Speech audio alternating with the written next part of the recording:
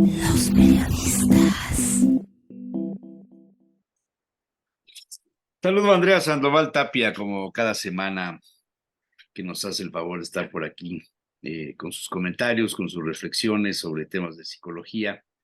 Últimamente le hemos dedicado más espacio a los asuntos de la pareja y a temas de la educación, como es el caso de hoy, donde un artículo que ya lo perdí, aquí está, un artículo de un psicólogo, Iñaki Piñuel, que dice que el niño que no recibe amor incondicional carecerá del combustible emocional para afrontar la adolescencia.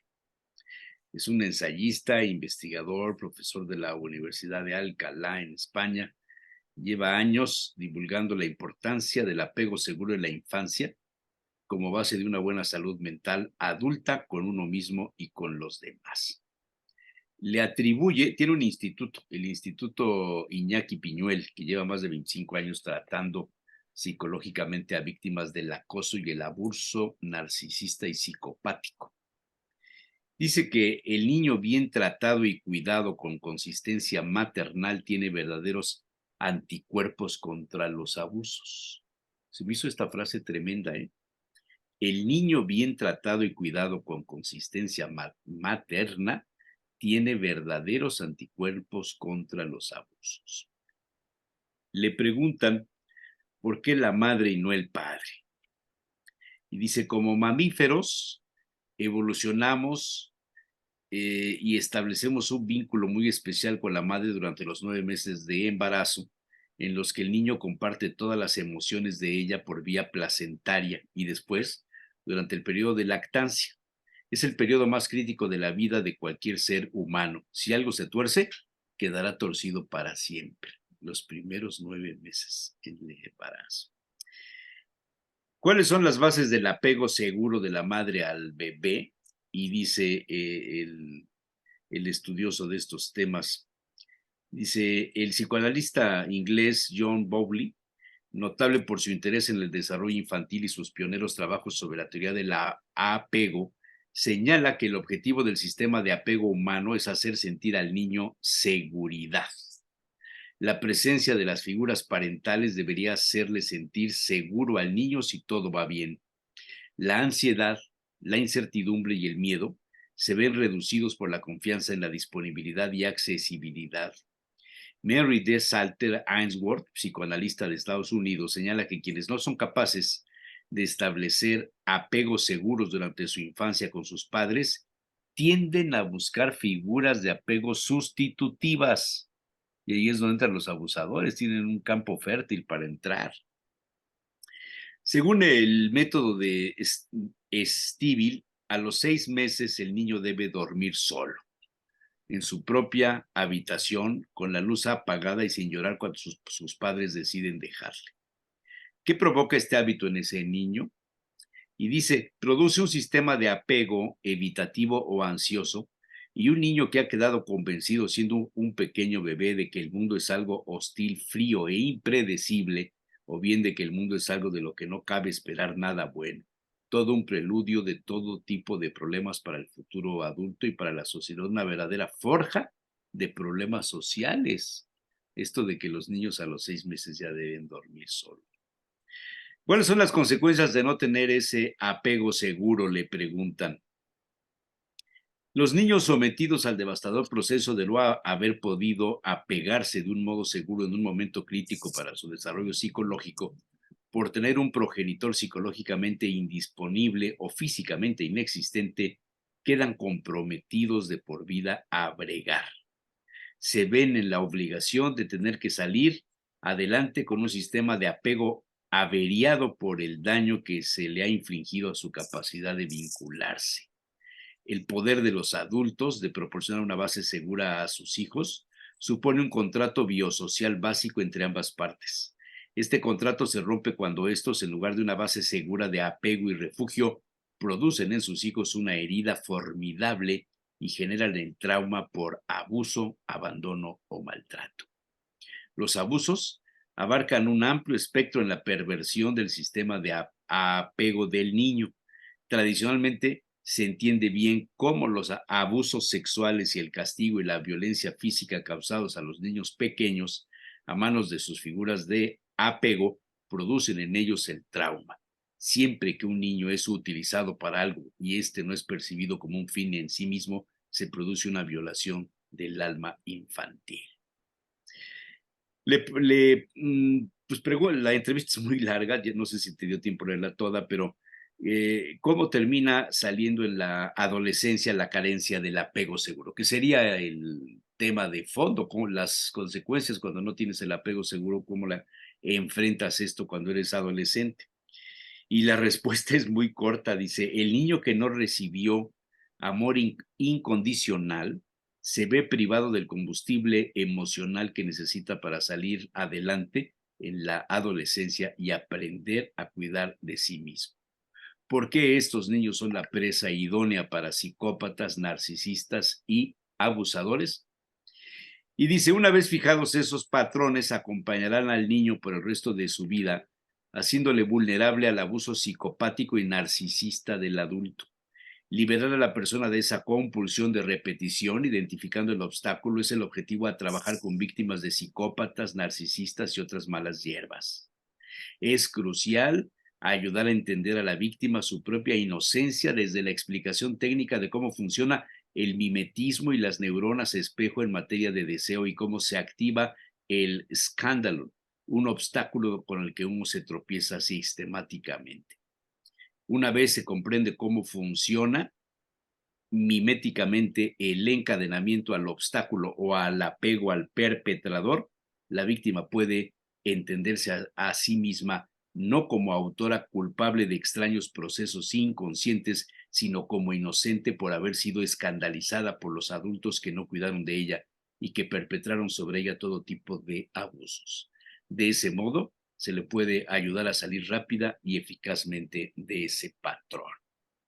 Habrá que buscar el libro este de Iñaki Piñuel y leerlo porque me parece que tiene una fuerza tremenda pues el apego. Tiene un canal en YouTube con más de 300,000 seguidores.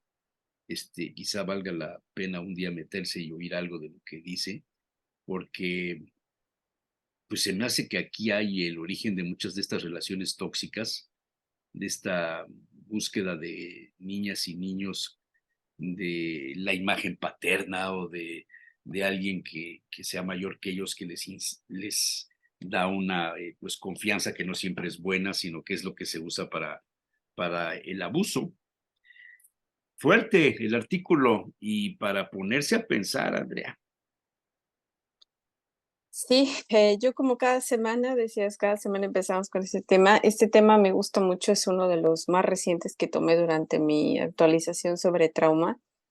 Y la verdad es que la teoría del apego lo habíamos aprendido antes, hace 20 años, te digo, es así como que, bueno, pues hay una teoría que los niños lloran, otros quedan seguros, otros se quedan ansiosos, y cuando en realidad, o sea, de que el apego, ¿no? Qué tan cercanos son a la mamá, pues algunos bien, otros le evitan, otros tranquilos, o sea, parecía como algo que solamente pasaba en ese momento y en la infancia.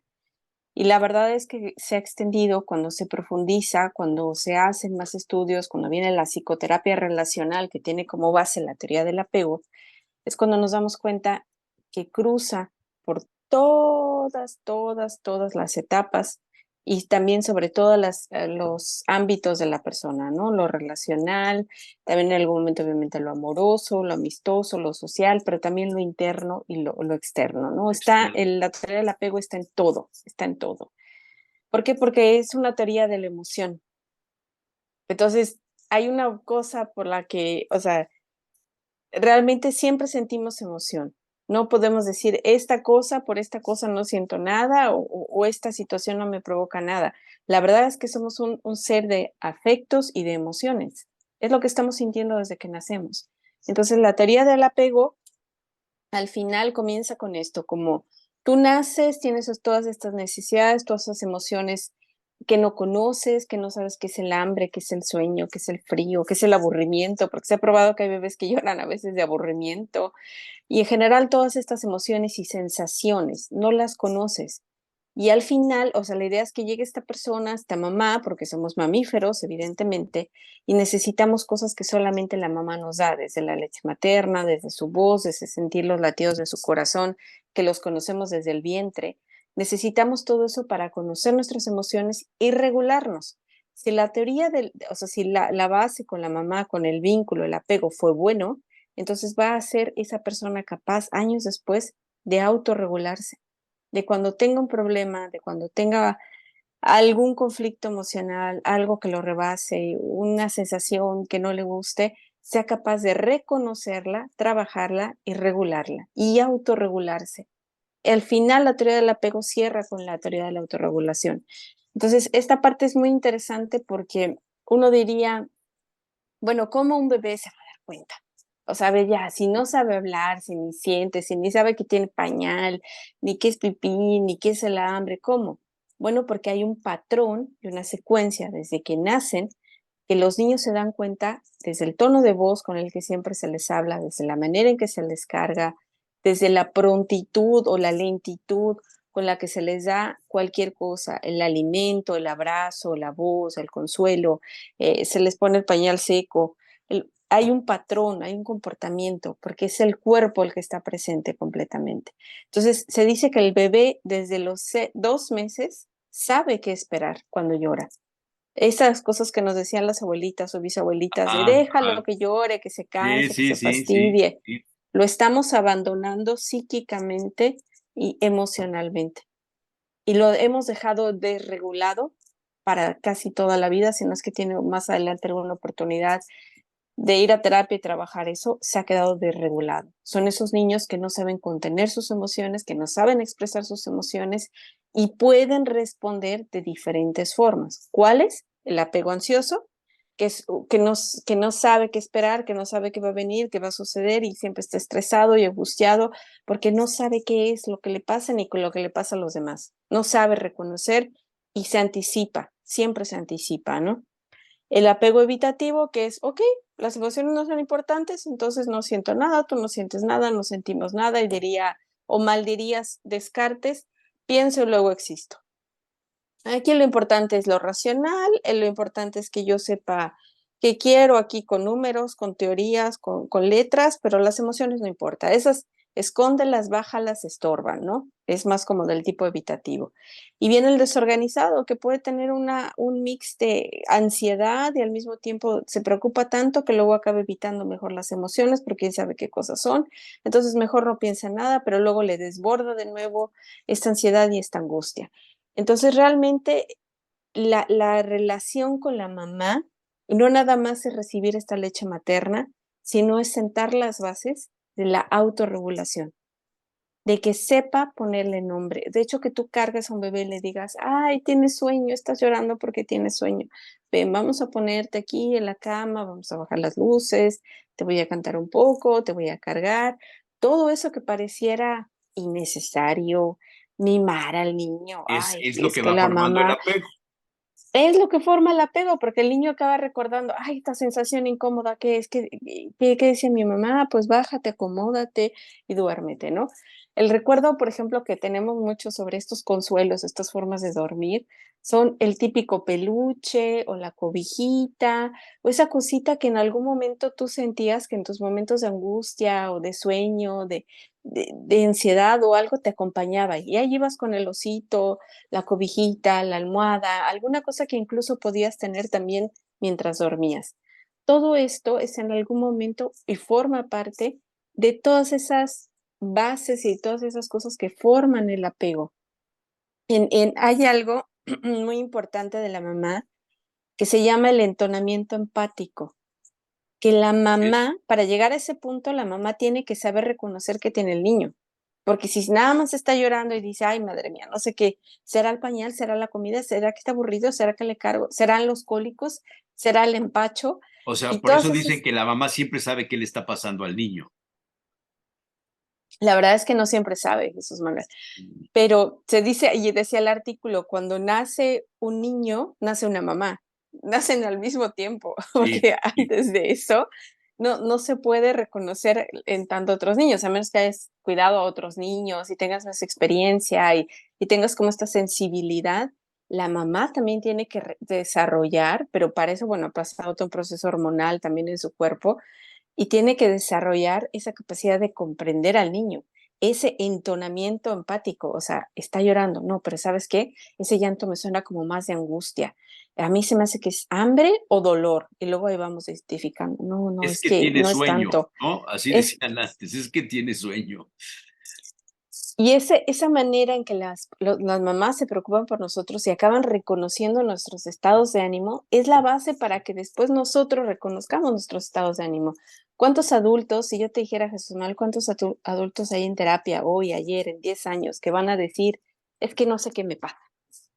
La primera cosa que llegan a terapia y te dicen, es que estoy aquí porque no sé qué me pasa, intento esto, intento aquello, no me sale, me fastidia, es que no sé qué tengo, es que no sé por qué hago esto, no sé, no sé. Ese autodesconocimiento también tiene que ver con un apego en algún momento O sea, o todos los falla en el males apego. de la adolescencia y posteriormente cuando eres adulto, las raíces de todo está en la infancia.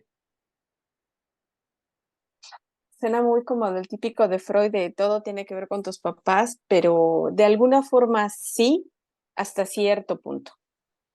Eh, Claro que después hay algo que escapa a los padres, ¿no? Por más que los padres quieran seguir siendo esas personas que cuidan y que ayudan y que lo hicieron lo mejor que pudieron, que también ese es un punto, o sea, uno echa a perder a lo mejor con primero, segundo hijo y a lo mejor el tercero hay cosas que vas reparando y te salen mejor.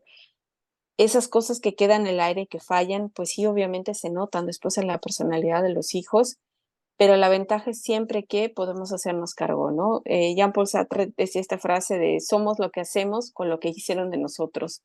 Entonces, al final uno tiene que tomarse a sí mismo y mejorarse, ¿no? A partir de aquellas fallas que hayan tenido, pues sí, en la crianza nuestros papás.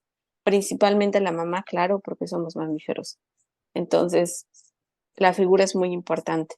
Claro Ahora, que se habla de una figura que también después lo supla, le ayuda. A lo mejor la abuelita sí, estaba sí, ahí, a lo mejor la sí, tía, sí. ¿no? Imagínate esas madres que por necesidad, por cuestiones laborales, tienen que trabajar, tienen que dejar al hijo, tienen que dejar al niño con los hermanitos o con la comadre o con la vecina.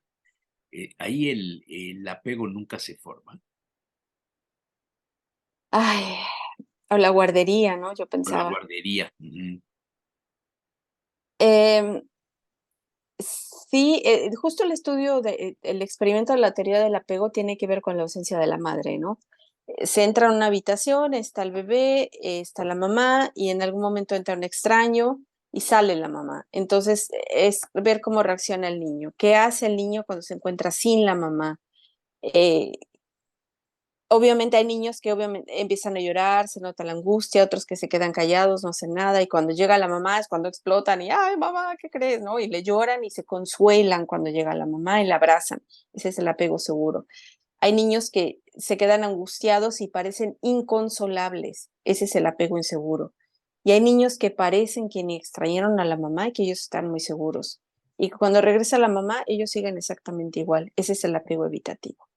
Entonces, no podemos saber en algún momento qué tan bien o qué tan mal están cuidando a nuestros hijos, desafortunadamente, porque eso escapa de nuestro campo, ¿no? De visión y no podemos en algún momento darnos cuenta, pero sí podemos tratar de entender en el niño cómo reacciona cuando nos ve. Si estamos en ese punto que aunque le carguemos, le hablemos, estemos ahí y el niño permanezca inconsolable, no importa que lo abracemos, que juguemos con él, que ya nos acostamos con él en la cama y le decimos, sí, está bien, hasta que te quedes dormido. Parece que al niño nada lo consuela, entonces ya se crió o ya se hizo un apego ansioso. Y si parece que el niño va también, entra a la guardería o se va con la vecina, la comadre, y regresa y parece que no nos extrañó y él parece siempre tan seguro de sí mismo y tan autosuficiente, estamos hablando de un apego evitativo. O Entonces sea, son modos que cuando se dice es que este niño es poco sociable, es que está muy consentido, tiene mucho apego con la mamá lo consiente mucho, no lo deja salir. En cambio, el hijo de fulano de tal se va con todo mundo, juega con todo mundo, es muy sociable, no le tiene miedo a la escuela. Y hay otros que al llevarlos a la escuela inmediatamente se ponen a llorar y no quieren soltar los brazos del papá o de la mamá. Y otros niños que desde que se despiertan y saben que ya les tocan clases, están esperando porque quieren ir a la escuela. Fíjate que el apego seguro y lo normal sería llorar, que es lo que no nos gusta, ¿no? Que es lo que en algún momento decimos, bueno, pero ya entiende que no me haces un rato, al rato vengo, ahí ya están otros niños y hay cosas divertidas, y ya entra al salón y el niño llora. El apego seguro es llorar. ¿Por qué? Porque tú eres, mamá, mi base segura. ¿A dónde te vas? Tú te vas. No me preocupa que yo entre al kinder. No me preocupa que haya otros niños o que haya cosas divertidas. No, no. Me preocupa que tú no estás conmigo. No es el no querer entrar a la escuela. Es el no querer ver que tú te vas porque no sé a dónde te vas tú. Y no me queda claro cuándo regresas y por qué te vas. Si siempre hemos estado juntos en todos los lugares y yo te acompaño a tus cosas, yo voy con la abuelita, yo voy contigo al súper, yo voy a todos lados a donde tú vas, al banco, voy al cine, a veces hasta voy a donde tomas una cerveza o lo que fuera que se llevan a los niños, a las fiestas, bodas. ¿Por qué en este espacio tú no entras? ¿Por qué nos están separando? Eso es a veces difícil de comprender para el niño que tiene un apego seguro. Entonces, lo que se recomienda para evitar precisamente estos problemas de apego es que los papás asistan el primer día, a media mañana y estén allí. Y luego O se sea, que llevan a no los sus dejen hijos. totalmente, digamos, No, de las 9 a la 1 de la tarde y regresan hasta la 1:30, sino que estén a lo largo del día, que se presenten. lo ideal sería que, por ejemplo, el lunes que empiezan las clases y que es el primer día del kinder, entonces que de 9 a 10:30 sea, por ejemplo, el que estén los papás con ellos y todo lo demás. Si el niño se siente bien, entonces los papás pueden irse. Pero si el niño en ese momento a las 10:30 quiere irse con sus papás, se va con sus papás. Al segundo día es lo mismo. O sea, que él lo lleve, que se quede un momento, que se quede el niño tranquilo, el papá se despide y se va. Que entienda que ese espacio es suyo, porque lo que el niño tiene que comprender es, en este espacio es mío y es de otros niños y no cabe mi mamá. La que no cabe es ella, no que ella me está abandonando o se está alejando.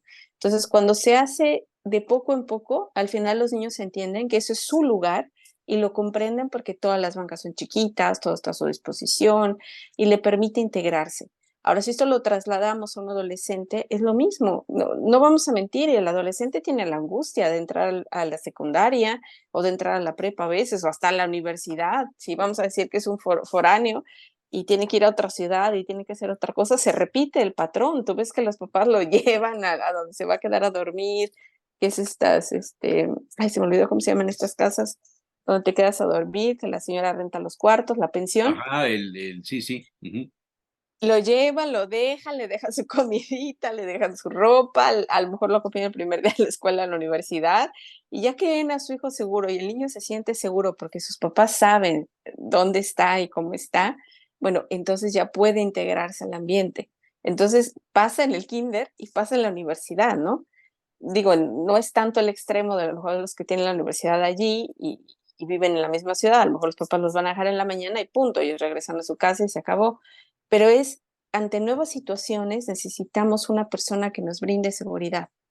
Necesitamos eso cuando no encontramos, cuando no estamos listos. Entonces, el apego de lo más importante que tiene es eso, ayudarnos a socializar, a integrarnos, a autorregularnos ante esas emociones de angustia, de estrés, de miedo, de ansiedad, de confusión. Y para eso, pues necesitamos a alguien que esté tranquilo. Y te digo esto porque últimamente me ha tocado ver, no sé, a veces piensas en eso, como cuando dices, piensas en un carro amarillo y pasan muchos carros amarillos.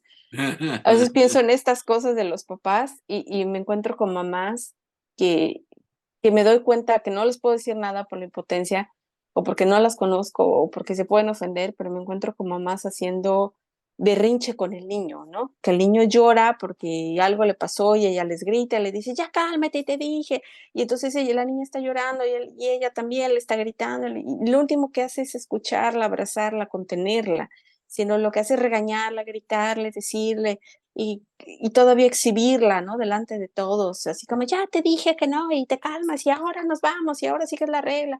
Y esta vieja escuela, ¿no? Entonces, a veces cuando veo estas situaciones digo, no, es que lo que hay que hacer es validar la emoción del niño, de la niña, lo que hay que hacer es contener, es escuchar, es abrazar y luego puedes regular, ¿no? Pero a veces creemos que el niño bien educado no llora, no grita, no se desregula. No, todos los niños se desregulan todo el tiempo y ese es el problema, les pasa continuamente durante el día. De la misma forma que a veces ensucian un pañal, se desregulan y lloran y se cansan y se fastidian. Y como mamá o papá, pero vamos a decir principalmente mamá, necesitas estar tranquila, necesitas esa estabilidad, porque las neuronas espejo, lo decía el artículo, se copian. Es muy Bien. fácil ponerte de malas Oye, cuando un niño está ¿dónde gritando. entra el escenario de que es una formación que le facilita a los abusadores, a los narcisistas, dice ahí, el que los niños cuando son adolescentes caigan en manos de este tipo de gente por no haber vivido el apego como debe ser? Pienso en Michael Jackson, en este documental que había. Hay un rechazo que sienten los adolescentes o que les queda más claro. A lo mejor de niños lo dudaban un poco, pero una vez que tienen cierta capacidad de cognición y de análisis y demás, alcanzan a entender que fueron a lo mejor hijos no deseados, que sus papás al final no los aman incondicionalmente, sino que de alguna forma el rechazo es evidente, ¿no? Ya no hay duda que no me quieran. Entonces, cuando se encuentra con otro adulto dispuesto a darles tiempo, atención, dispuesto a conocerlos, a validarlos, a escucharlos, a darles, que ofrece esta conexión, este vínculo, claro que se siente bien. Claro que uno se queda conectado, que uno se apega a esa persona, porque es lo que viene pidiendo la psique, la emoción. Claro que si tú estás en un drama y dices, es que no sé cómo hacer, y esa persona te escucha y logra calmarte, es porque está conteniendo tus emociones, es porque está efectivamente haciendo está regulándote a través de lo que te está diciendo. Entonces te está ayudando a autoconocerte, te está ayudando a calmarte y tú sientes que te hace bien. Y esa parte obviamente te hace bien, porque te da un consejo, porque te escucha, porque te guía y porque tú dices, sí, creo que no es tan malo, creo que voy a poder, me voy a calmar, voy a respirar, voy a probar lo que la persona me dijo. Lo perverso es que al mismo tiempo que crean esa conexión tan profunda y que ofrecen ese apego y esa regulación, están abusando del niño psicológica, emocional, físicamente. Eso es lo perverso. Ujú. Lo natural es esa conexión y es necesaria de un adulto, es necesaria de otra persona mayor capaz de autorregularse. Entonces, cuando el adulto puede hacer eso por un niño y el niño confía en esa persona y a través de esa confianza el otro abusa de él,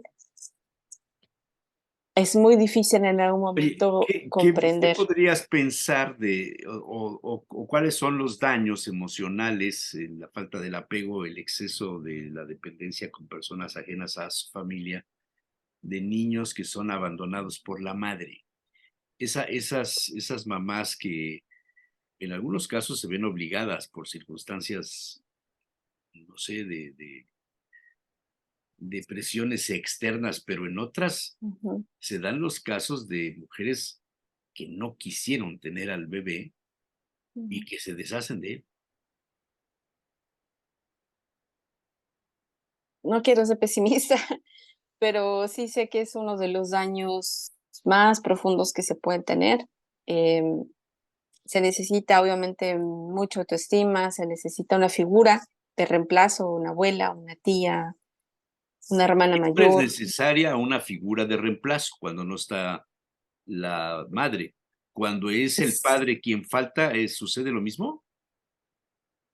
Sí, sí, sí, el padre suena un poquito feo, pero es un poquito más fácil de reemplazar que la madre, porque el padre, bueno, pues El tío, el es, hermano mayor, el primo, qué sé yo. Ujú. sí, ambas ausencias tienen huellas muy profundas. No vamos a decir que, ay, si no, es que la madre es insustituible y el padre sí. No, ambas. Claro, de hecho, no hace mucho leí un estudio que decía que un gran porcentaje de delincuentes, de drogadictos, de personas con alcoholismo tenían la ausencia paterna como denominador común, ¿no? Entonces sí genera otros problemas y genera otras cosas. Claro que sí, la ausencia paterna es muy fuerte, es muy difícil de manejar y de llevar en la vida. En algún momento es posible de superar gracias a una figura paterna externa, o sea, alguien que llega y el abuelito, el tío, el primo, así. En el caso de la mamá, siempre volvemos a nuestro origen, ¿no? O sea, ¿por qué no fui querido? ¿Por qué no fui amado? ¿Por qué me dejó? ¿Por qué otros niños sí los aman y a mí no? ¿Qué tengo mal? Y entonces el niño comienza a pensar, ¿no? O sea, o el adolescente, ¿habrá algo mal conmigo? Sí, claro, pues es que mírame, cómo me va a querer? Mira lo que soy. Y empieza un autodesprecio, ¿no? Entonces esta parte sí es muy peligrosa porque del rechazo materno se convierte en el rechazo interno, ¿no? O sea, yo me rechazo porque había algo seguro malo en mí, que por eso mi mamá se fue, ¿no? Prefirió, en algunos casos muy fuertes, voy a decir, suicidarse que quedarse conmigo y ser mi mamá, ¿no? Qué Claro, entonces, fuerte, qué fuerte. sí, sí, y hay casos así, hay casos de precisamente de depresión posparto o de psicosis por posparto, casos muy fuertes posparto que no han sido atendidos y que acaban en depresiones tan fuertes que acaban en suicidios. Entonces, eso también deja una huella en el niño. Y ahora, el enfoque que le da el artículo a este tema es esta cuestión de la responsabilidad de la mamá en relación a los primeros meses a la crianza y esta parte donde le preguntan si a los 6 meses el niño ya debe dormir solo y lo considera un error. ¿Cómo percibes esto? Y lo he escuchado de pediatras, lo he escuchado de psiquiatras Parece que y es recomiendan. una tesis de alguien, ¿no? Por ahí dice en el artículo. Y ahorita te lo busco. He escuchado que lo más importante es que el niño se sienta seguro y se recomienda durante el primer año de vida al menos Se el llama colecho. el método de Stivil. Dice que a los 6 meses el niño debe dormir solo en su propia habitación con la luz apagada y sin llorar cuando sus padres deciden dejarle. No, o sea, no sé, yo nada más me pongo a pensar, entonces, ¿para qué se tiene un hijo? Si a los 6 meses ya quieres mandarlo solo, como si tuviera 16 y que no moleste, que se duerma y adiós. Híjole, pues es que estamos hablando o sea, en plan ideal la gente sabe por qué tiene un hijo o desea tenerlo, pero ¿cuántos niños, niñas no vienen al mundo sin ser deseados? Exacto, y esa es una de las cosas que no puedes cubrir, es lo que se acaba dando cuenta el adolescente y por eso recurre a tantas conductas también que no están bien, ¿no? Autolesionarse, tomar, eh, hacer de su vida de verdad un problema, ¿no? Desafiar, que lo agarre la policía, en general, todos esos que conocemos como el adolescente rebelde, ¿no? Sí lo sabe Jesús Manuel, y ese es el problema con la maternidad, que lo más importante que debe tener la mamá antes de que nazca el niño es el deseo de tener el hijo y un medio que la apoye y la soporte psíquica, emocional y a veces hasta económicamente, ¿no? Porque si no, todo eso se repercute en el niño. Eh, ¿Cuán importante es de veras para los jóvenes de hoy? Debiera ser un tema vital antes de decidir tener un hijo, ponerse a reflexionar sobre todos estos temas, ¿no? Que después ya en la práctica no les da tiempo de cambiar, ¿no? De modificar lo que está pasando, sino que todo se les viene encima, ¿no? Según recuerdo las estadísticas que yo tenía por ahí del 2010, era que del 100 millones, o por decirte, ya no tengo el dato, 2010, estamos hablando de varios años atrás, pero bueno, vamos a decir, del 100% de mujeres que había en México, el 60, casi el 70% en edad fértil, claro, y en edad reproductiva, entre el 60 casi el 70% eran madres, ¿no? Entonces México es un país de madres. Suena feo, pero es un país de madres y es un país que realmente sí se le celebra mucho el 10 de mayo y el festival y muchas cosas como que giran alrededor de la mamá y esta cultura que tenemos de estas cosas de la mamá, ¿no? Como la chancla, sus regaños, sus consejos, los remedios. Sí, sí la tenemos, pero en cuestión de salud mental, en cuestión de apego, en cuestiones de vínculos, en cuestión de salud materna, la verdad es que sabemos muy poco y hemos reflexionado muy poco. Esto es, eh, Esto es algo de lo que habla la psicología y no sé, ahora con el auge de los TikToks y los videos así cortos que la gente se queda viendo, si deja llorar al niño, no, y la mejor estrategia. Y te decía, sí he visto psiquiatras y he visto pediatras que también recomiendan no hacerlo. Recomiendan quedarse con el niño, regularlo, acompañarlo, entenderlo y darte cuenta que no puede ser que acaba de nacer y a los 6 meses quieras que el niño entienda que debe de dormir solo cuando es algo antibiológico, ¿no? Lo que más necesita el niño es estar acompañado, es Sí, sentirse o sea, ¿hay literal alguna edad cargado. en la que se convierte en una cuestión negativa que el niño siga durmiendo con los papás?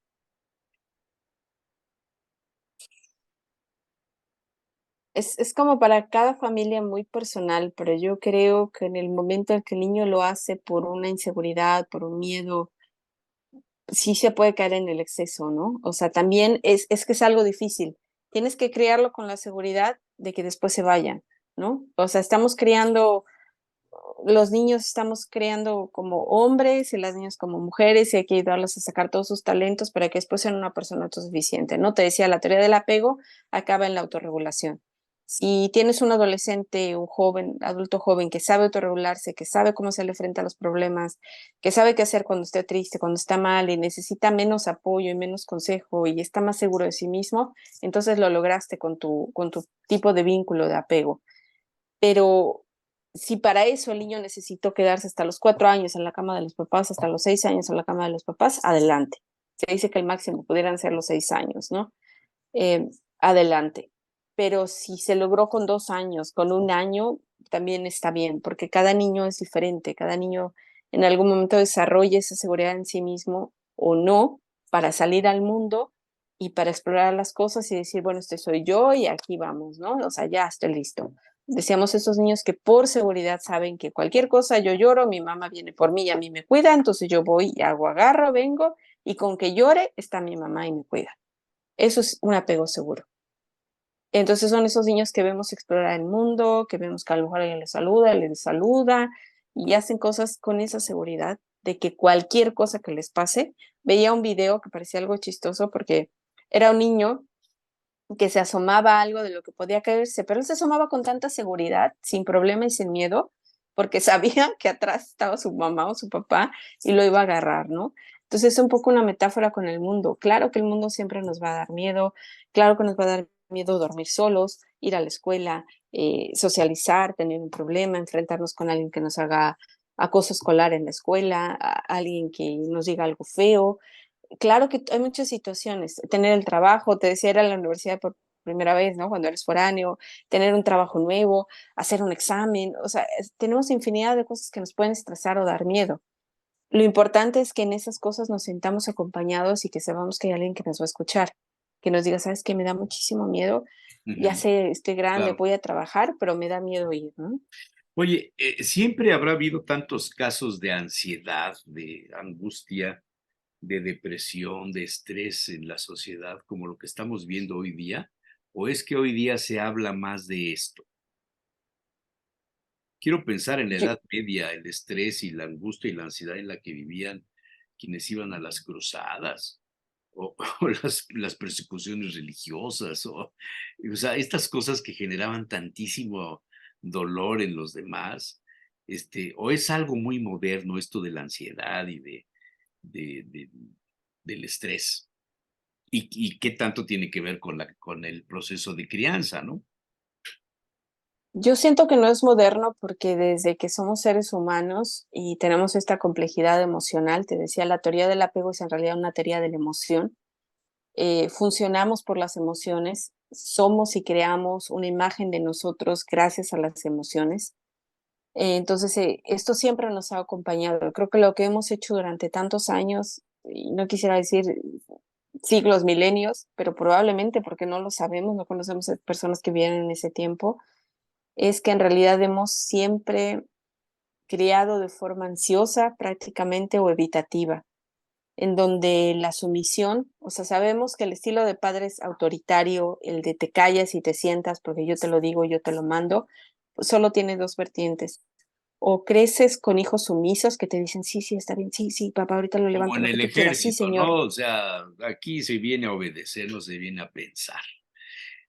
Los O niños los que no rebeldes. recibieron el apego conveniente, que no tuvieron estas virtudes que serían ideales, pueden a lo largo de su vida ser buenos padres y darle a sus hijos el apego que no tuvieron ellos. O no se aprende Sí, nunca esto. no, sí, sí, te decía, están los sumisos y los rebeldes, ¿no? Que creo que es lo que han hecho durante siglos, años con la infancia. Ahora, los rebeldes que dicen, no lo voy a hacer como tú dices, y son esos que desafían al papá y a lo mejor el papá es, no sé, muy religioso y el hijo es completamente ateo, ¿no? Y crea su personalidad en contra de lo que su papá o su mamá le ha hecho y le ha dicho y dice, yo lo voy a hacer diferente. Cuando yo tenga mis hijos, y de hecho es un pensamiento muy común en niños golpeados, en niños abandonados, incluso en niños adoptados, en niños que bueno, que huérfanos, ¿no? Que dicen, yo cuando tenga mis hijos les voy a dar, les voy a cuidar, les voy a hacer esto y nunca los voy a abandonar ni les voy a hacer aquello. Ese es un pensamiento muy recurrente y es algo que en psicología se llama dar la falta, ¿no? Dar aquello que a ti te falta y en el momento que tú te das cuenta que fuiste el adulto que necesitabas cuando eras niño, es cuando compensas algo dentro de ti y dices, yo habré tenido una mala infancia, a lo mejor mi papá nos abandonó, mi mamá, quien tú quieras, pero yo soy un buen padre, una buena madre.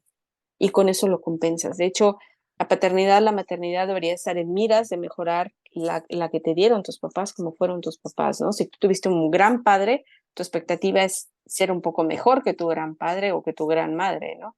Y de ahí copiar sus modelos buenos y mejorar a lo mejor lo que a ti no te gustó tanto y hacerlo a tu manera, ¿no? Muchos confunden el ser mejor padre y madre con darles las cosas que a mí no me dieron. Entonces le compran, le llevan, le traen y lo traducen en cosas materiales. Pero en realidad se refiere a este tipo de afecto, ¿no? Crear un apego seguro, que tu hijo sepa que marca un teléfono o que grita en medio de la noche o que pasa por tu casa y siempre, siempre será bien recibido. Creo que esa es la base del apego seguro, que digas, crío un hijo que cuando tenga un problema no va a pensar en mentirme y en engañarme, sino va a pensar en decir, espérame, se lo voy a contar a mi mamá, a mi papá, y a ver si tiene una idea que me pueda sugerir o algo para ver cómo resuelvo esto. Esa es una O sea, base genera bien hecha, bien puesta. un vínculo serio, un vínculo de confianza, un vínculo donde se toma en cuenta el punto de vista de los padres, de la madre.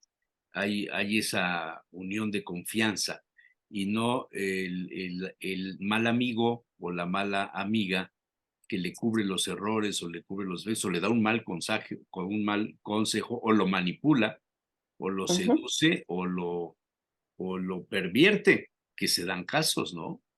Sí, sí, sí. Tú empezabas diciendo en el artículo el caso de papás narcisistas, ¿no? Sí, En sí, sí, donde sí. únicamente los tienen ahí para que ellos se vean mejor, ¿no? Tienen un hijo como accesorio, ¿no? Como esas personas que cargan el perrito a todos lados, bueno, pues ellos cargan el hijito, ¿no? Y le hacen al hijito lo que sea que a ellos les conviene. Luego le dicen, vas a jugar fútbol porque a mí me conviene, ahora quiero verme ahí, no, ahora vas a meterte a esto, ¿no? Entonces, es Sí, lo sí, que mismo, es esos padres de que desde que nace el niño le dice campeón y le compra el uniforme del equipo que le gusta a él para que el niño desde chamaquito presuma que de algo que ni siquiera entiende, ¿no? Y entonces lo van orientando a lo largo de su vida para hacer lo que frustradamente el papá no pudo conseguir nunca. Qué triste, sí, ¿no? si al niño le gusta, y era así como decimos, es chicle y pega, y al niño le gusta, bueno, pues qué padre, ya le hizo, ¿no? Pero si no, al niño le genera mucha frustración y el papá no comprende por qué el niño no quiere ser lo que él hizo. Para eso lo trajo al Exacto. mundo. Y Eso diría un exacto. Y entonces dicen, narcisista. es que eres mi hijo y tienes que hacer lo que yo te digo. Qué cosa más Son, terrible, ¿no? son narcisistas. Yo decía el artículo también, no puedes usar a una persona para un fin. No puedo decir, voy a tener un hijo para que el hijo haga lo que yo quiero que haga. eres un narcisista cuando estás diciendo eso, porque entonces no estás reconociendo que hay otra persona con su propio criterio y sus propias decisiones y tú quieres que sea lo que tú quieres que sea como si fuera un muñequito, ¿no? ¿O cómo? Claro. Qué interesante. Hijo, cuántas cosas nos faltan por aprender, ¿verdad?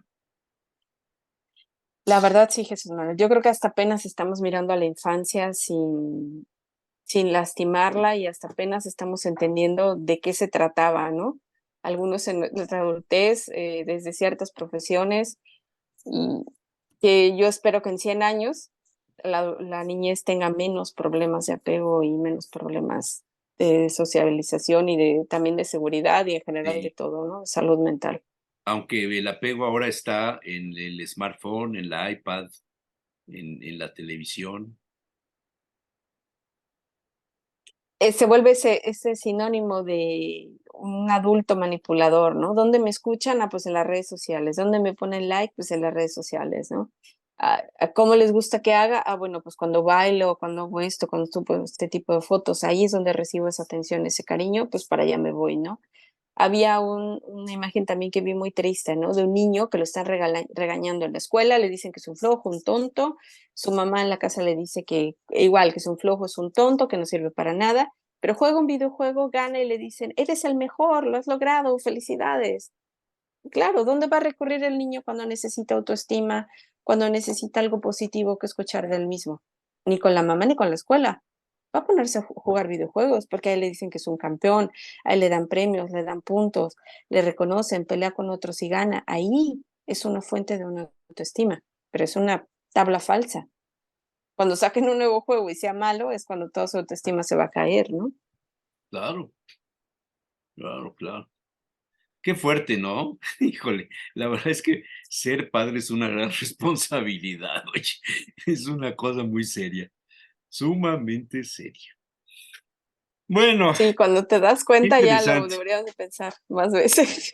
Ya me hiciste pensar ahora que soy abuelo, veo otras cosas que quizá cuando era Ujú, padre no las veía, fíjate. exacto. Y Sí, eso es bueno, porque quiere decir que hemos avanzado en cuestión de los derechos de los niños, en cuestión de apego, en cuestión de crianza. Eso me gusta mucho.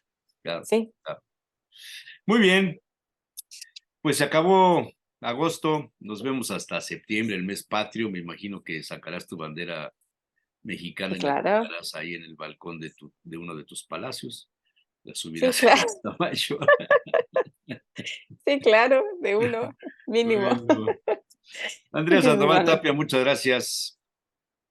Muchas Muy gracias. amable. Saludos a la familia. Nos Igualmente, Jesús vemos la Manuel, próxima muchísimas semana. gracias. Así Gracias. será. Adiós. Adiós.